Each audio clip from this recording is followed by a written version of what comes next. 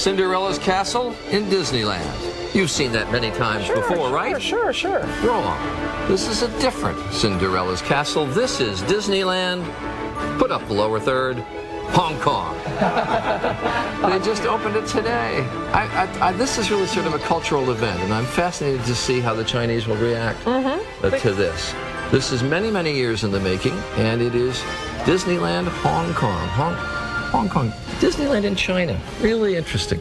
So we're going to go there this morning, a little bit later in the broadcast. Good morning, America. I'm Charles Gibson. And I'm Robin Robertstein. Sawyer's on assignment this Monday morning, September 12, 2005, and still a lot ahead. Oh, Disney's first theme park in China, Hong Kong Disneyland, opens today, and there for the grand opening is our own Mike Bars. Good morning, Mike, or good evening there. Good morning. Well, it is evening, actually. It's about 8 o'clock in the evening. We're 12 hours ahead of New York time. Ni hao, Joe Sun. Hello. Good morning, but good evening here as well. And Mickey, we've had a historic day, haven't we? Hey, good to see you again. It's historic because this is the first ever Disneyland in Hong Kong, which is amazing because if you think about it, your face and your image back in the early 1900s when Communist China took over actually banned Mickey's image. But things have changed in a big-time way. You can see it all around. Sleeping Beauty in the castle. Isn't that pretty cool, Mickey? Of course, my favorite ride, Space Mountain, and Tomorrowland's over here in the distance. And then Disneyland is certainly not complete unless you have Main Street USA, which is an unbelievable sight to see here. People are snapping pictures at every turn. But there have been some subtle changes to this park. Mickey and gang have traveled almost 7,000 miles from their home in the U.S. to open Disney's newest park, Hong Kong Disneyland, where East meets West. Of the 1.3 billion people in China, 240 million of them are kids under the age of 14. And Disney is banking on those kids wanting more than anything in the world to come visit their friend Mickey in Hong Kong. Well, it's a tremendous family culture here. They really do things together. And I think if there ever was a market that was ready for Disney, it's China. But introducing the Disney family hasn't been an easy task. Disney characters used to be banned in China. The result, as incredible as it sounds, was until recently, most Chinese had no idea who Mickey, Goofy, or Donald were. So Disney is not just building a theme park, they're building a whole new fan base from the ground up. You can't take anything for granted. You can't expect that just because it's called Disneyland, people know exactly what it is and they're going to show up willingly. You've got to stimulate that a little bit.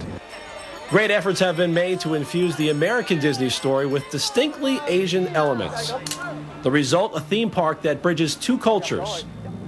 When the park was built, Disney used feng shui, the Asian tradition of positioning buildings and objects to create harmony and balance. We retain a feng shui master who look over our shoulders and advises certain elements need to be placed, like a rock in the backyard of a hotel, to provide stability and to balance the qi in those particular spaces.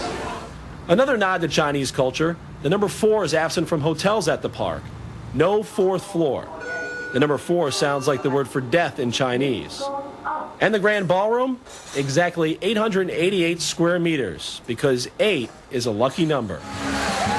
The rides may look the same. There's Magic Mountain, Buzz Lightyear, the Teacups, and the Jungle Ride, but the sounds you hear are just a bit different. The cafes and restaurants look American, but the food is definitely not. Noodles, roast duck, and dim sum have replaced a traditional all-American cuisine for the most part. Even the hamburger has an Asian twist. It's a pork patty with water chestnuts. Another thing that's different about Hong Kong Disneyland, guests are photo crazy. They take pictures of everything in this park too, and not just the characters, but the popcorn wagons and the fences and some of the lanterns. I mean, they're taking pictures of everything. So Disney added a special touch that's only found in this Hong Kong park. Photo pavilions for each of the characters, where guests will wait in long lines just to get a hug and a snapshot from Winnie the Pooh, Mickey, or even Donald. Here in Hong Kong Disneyland, Mulan even speaks Chinese.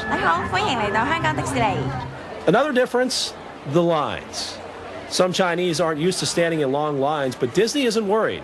They're confident that their rides are worth the wait.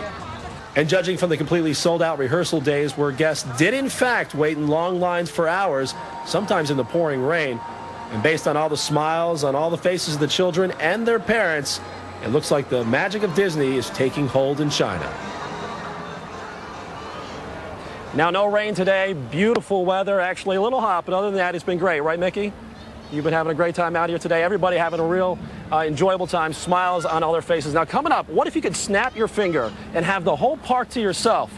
No lines, no nothing. I'll take you inside the park. I got that unique experience over the weekend. Robin?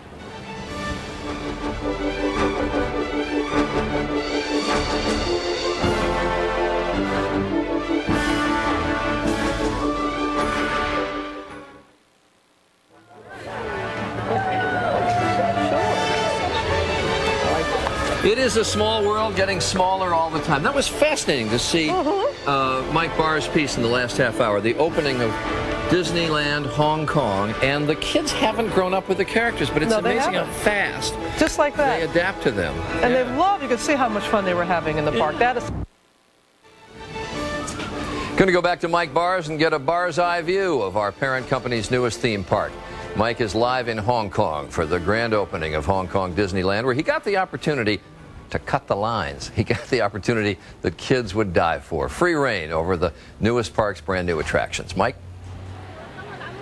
Yeah, Charlie, I'm a kid at heart, and I love theme parks everywhere, and certainly Disneyland. And imagine, just imagine, if you had all of this to yourself. Take all these people you see behind me over by Space Mountain standing in line.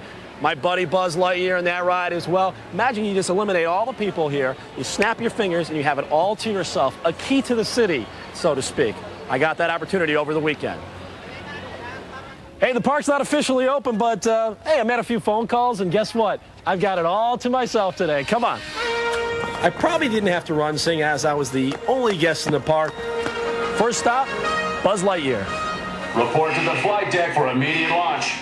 To infinity and beyond. The effects were unbelievable. Once the ride ended, I headed to the gift shop in the hopes of joining the Buzz Lightyear fan club. Probably too small. Next, I made my way over to the jungle ride in Adventureland, where I think I got on the wrong boat. Here in Hong Kong Disneyland, there are surprises around every corner.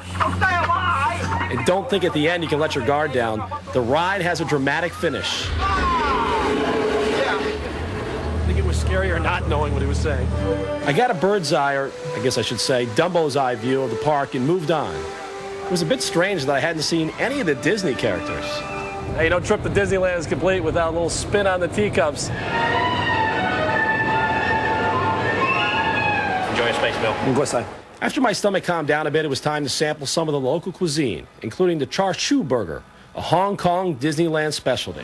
The menus at the restaurants were a ride in and of themselves. Barbecued pork, noodles, and roast duck, just to name a few.